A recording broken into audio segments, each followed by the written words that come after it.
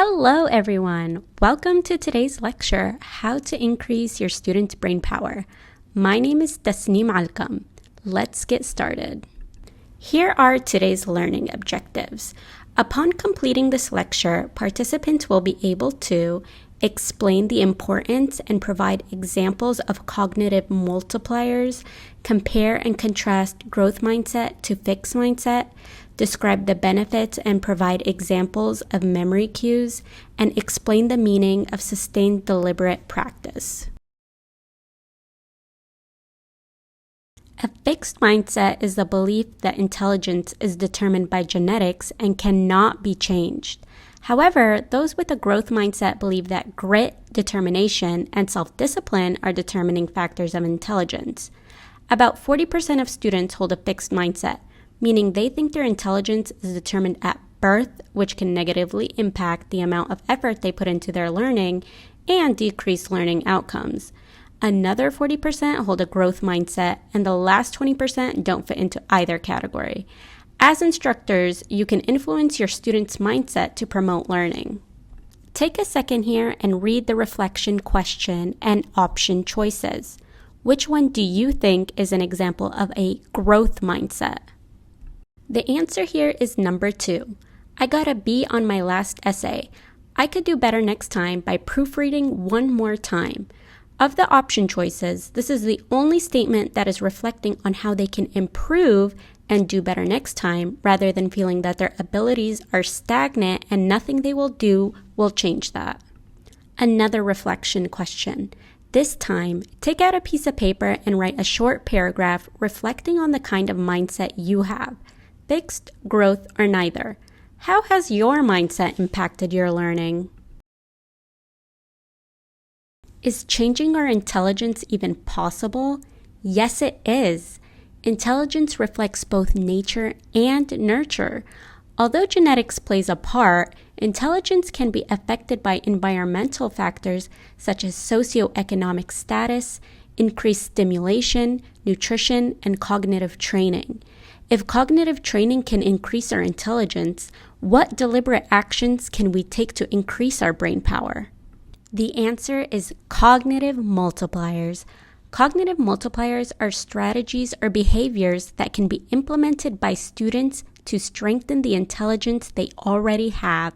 The 3 we will be discussing today are growth mindset, practicing like an expert, and creating memory cues. First, let's discuss fixed versus growth mindsets.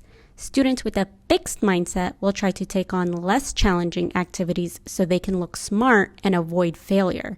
Students with a growth mindset look at failure and challenges as a chance to learn.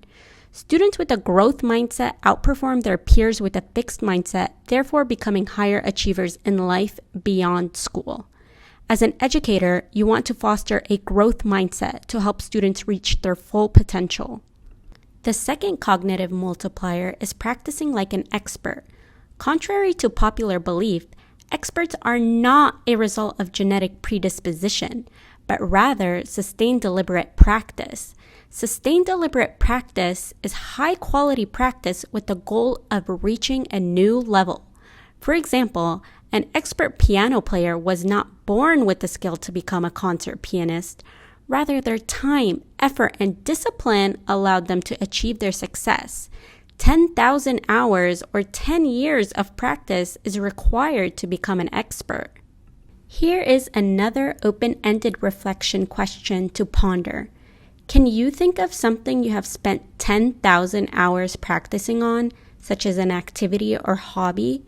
Do you consider yourself an expert? Write down your reflection on a piece of paper.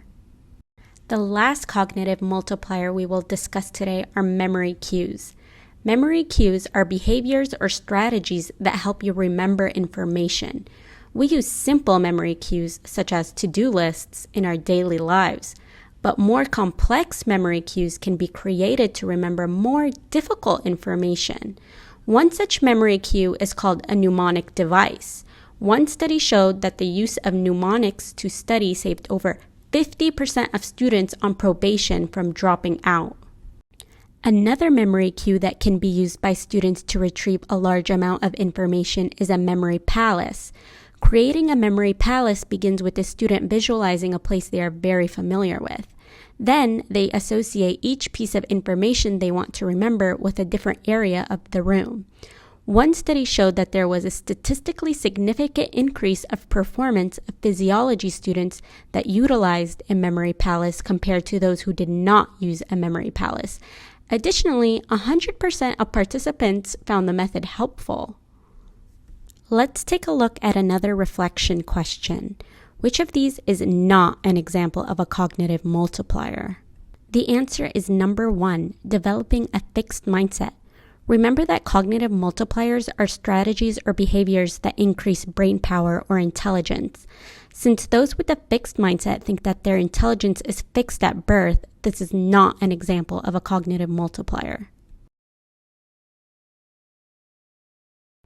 Let's discuss how we can implement cognitive multipliers in our classroom. First, I want to talk about how you should be praising your students. Praising students based on effort rather than intelligence encourages students to keep learning. When students are praised by their intelligence, they feel that their abilities are innate and that they should not have to work hard to achieve success. However, when students are evaluated by their effort and growth, they are eager to improve and develop a growth mindset. This could look like an instructor saying, "Great job memorizing your multiplication table. You must have studied hard," instead of, "Wow, you learned that fast. You're just so smart." Take a second to review this reflection question. Which of these is not an effective way to praise a student? The answer here is number 4. This is not an effective way to praise a student because the student is being praised by their intelligence rather than their effort. My next suggestion is instructors should introduce students to studying with memory cues such as mnemonics and memory palaces. Although it is great to teach students some memory cues such as the one pictured, a simple mnemonic to remember which way is north, east, south, and west, studies show that memory cues are more effective when they are tied to personal experience. Therefore, it is important to teach students how to generate their own memory cues. Our next reflection question: which of these is considered a memory cue? The answer here is number 2, associating what you want to remember with a specific room in your house. This describes a memory palace. My last suggestion on how to implement cognitive multipliers in your classroom is to teach students how to practice like an expert. With sustained deliberate practice, practice should be uncomfortable and challenging, and you should provide them with activities that reflect that. To implement this in the classroom, tell students to increase the difficulty of their practice by 10% of what they are comfortable with. For example, if a student knows they have mastered completing their multiplication table quiz in 1 minute, challenge them to complete it in 40 seconds the next time. Just to summarize, here are the 3 techniques we discussed today that can increase our intelligence despite our genetic predisposition: developing a growth mindset, practicing like an expert, and creating memory cues. Here is another reflection question. This time, match each statement with the cognitive multiplier it describes. Go ahead and review to see if your answer choices were correct. As educators, it is important to teach students about cognitive multipliers.